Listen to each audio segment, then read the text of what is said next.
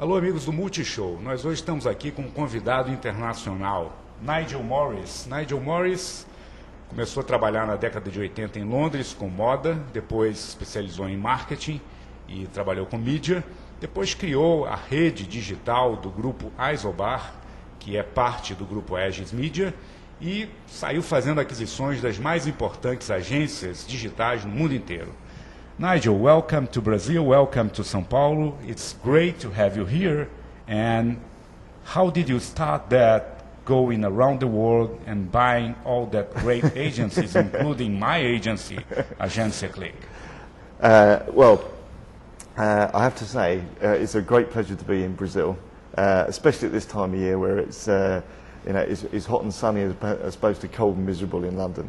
And one of the exciting things that I have in my life, one of the boring things as well, is I do, as you say, travel around the world a lot, going to see some of the best and greatest digital agencies operating. We started on this really around about 5 years ago, almost exactly now. The UK and the West was still really in the dot-com crash. People were still very negative about the internet just 5 years ago. But we had actually done a modelling exercise and were predicting that 50% of all media consumption would be digital by the end of 2007, so sort of now. And we were tracking usage and consumption of digital media through the crash. And actually, the consumption and the usage were all still going up, and it was only a financial issue. And we actually made a decision as a group that we felt that there was a huge opportunity to create the world's first global digital marketing network. And I think it was a great thing for Aegis to actually support that vision. And so when we set the strategy out, we wanted, out of very, very, very, very passionate belief that this had to be global, and truly global, and in my experience in terms of digital, meant that we had to be in a lot of countries. And we actually, quite arbitrarily, chose 40.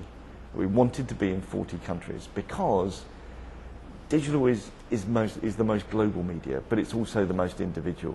It's the most thing that's closest to the culture, and the cultures of the world are very different.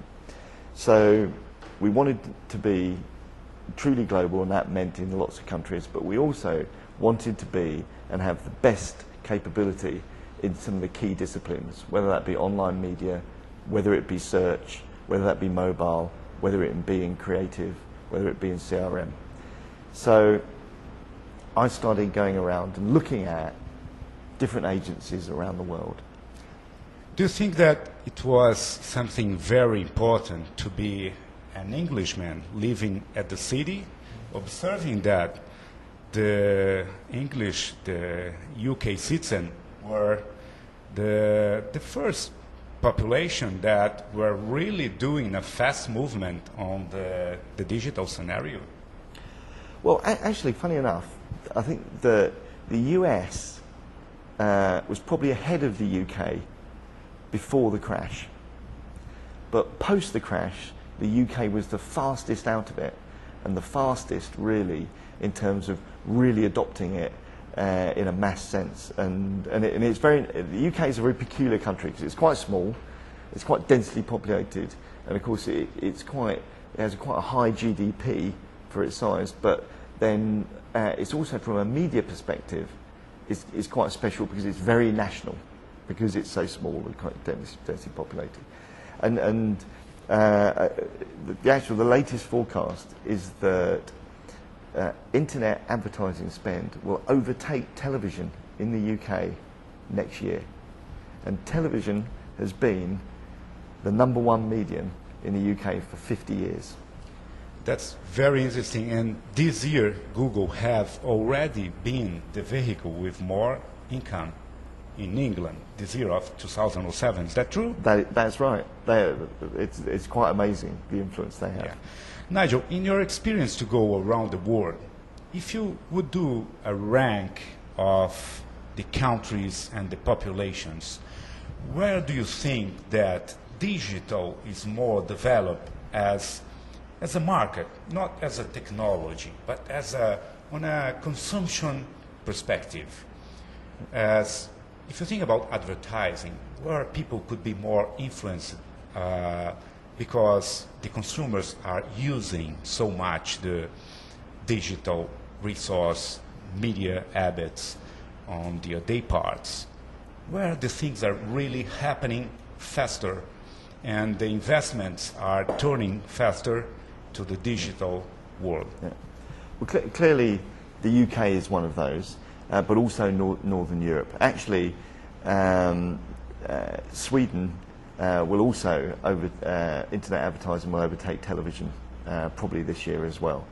I think so. In Northern Europe, it's very developed as a market, but the markets tend to be a little bit smaller. It is actually, there's no such thing, one thing as digital. I mean, I spend quite a lot of time in Asia, and in China, you know, people are really, they're hungry for technology. They love technology, and again, as a consumption, digital is obsessive, especially in terms of things like gaming, in terms of instant messaging, very high there. Mobile is very popular in India and taking off in India. In a market like Korea, again, very advanced in terms of digital consumption and in terms of the digital market. And yet some other markets, it has been much slower to take off. And in a market like Italy, you know, which is a big market, you know, it's still only 4% of advertising spend. And even in Australia, I was in Australia a couple of weeks ago, and very high broadband penetration, very high usage, but internet as a percentage of spend is still quite low, and it's still a very television-orientated market.